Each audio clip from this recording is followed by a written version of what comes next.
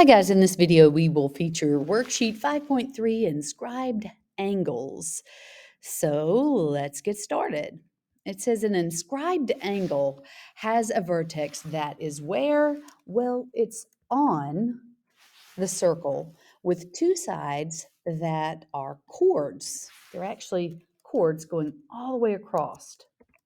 All the way across. There we go. Now, the example we see over here to the right has angle A. We'll go to C and back to B. That's how you would name that. Again, it's A to C and then back to B, with the vertex actually being at point C. So be sure to fill out your notes just like I did here. Okay, great. Now, let's talk about the measure of the relationship. The measure of an inscribed angle is equal to 1/2 or half of its enclosed arc. That is to say, half of the arc, or 1/2 of the arc, is going to be equal to, let's say, in this case, arc AC. Well, let's talk about that for a minute. And I don't have a way, I can't actually do the notation. So let me hold on a minute. I'll do this. Half of the arc AC. So I'll take just a minute and draw that in blue right over here. Half of this arc. Now, meaning the measure from A to C right here. That's what that notation means. Now, currently we see that's 82 degrees, right? Or 82 degrees. Well, that is actually, if I half that, then it would actually be equal to this opening, or right here. Notice the relationship that arcs are actually smaller. The arc is going to be 1/2. The angle is going to be 1/2 of the arc AC.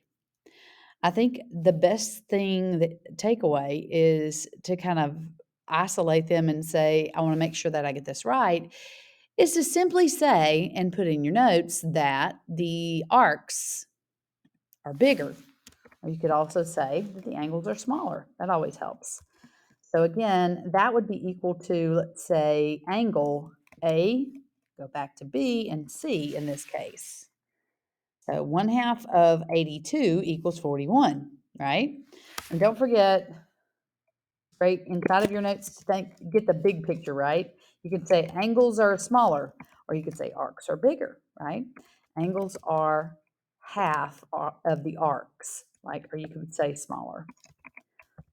Daniel, right? So let's look at some of these examples.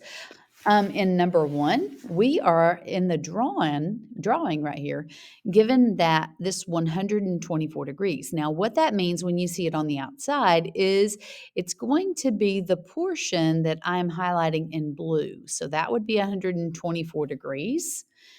And yes, that is roughly a third. No, not quite.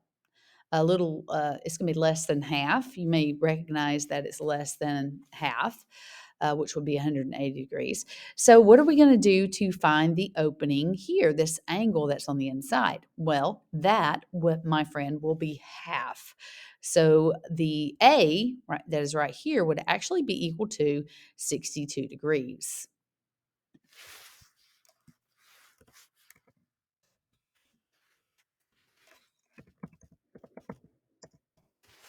All right, that's going to be our number 1. Now I'm just going to type again that A is equal to 62 degrees. It seems to be working a lot better for me to just type that. Now in this one, we're actually going from the angle to the arc. That is to say that the small opening here, that is our angle, is 52 degrees. So how do we find the measure of the arc? Remember, arcs are bigger. Maybe you should put that on your notes, right? If it sticks with you, why not use it? Again, what's different about these as opposed to last week? Well, these are inscribed. It's all about where's the vertex. It's not in the center anymore, right? So our answer on this one would be 104 degrees on number 2.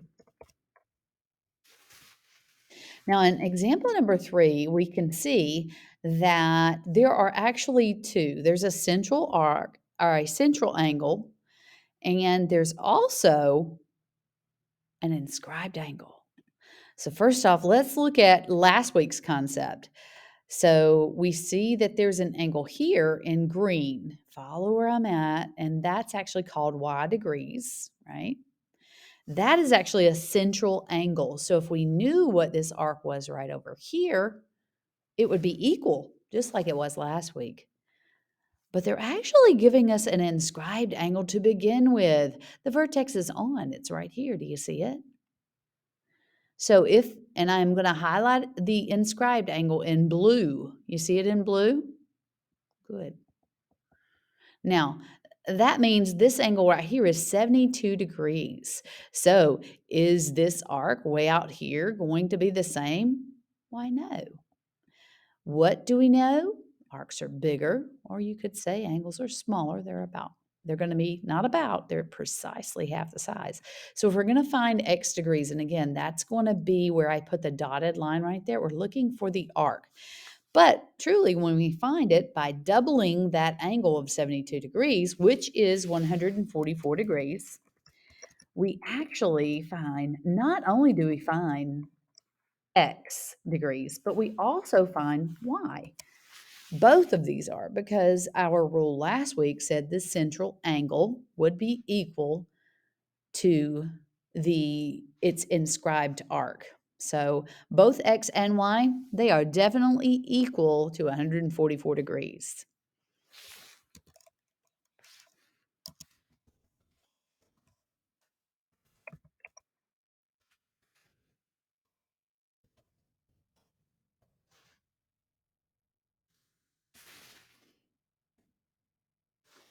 There you go. Now I want you to try 4 and 5 and also try 6.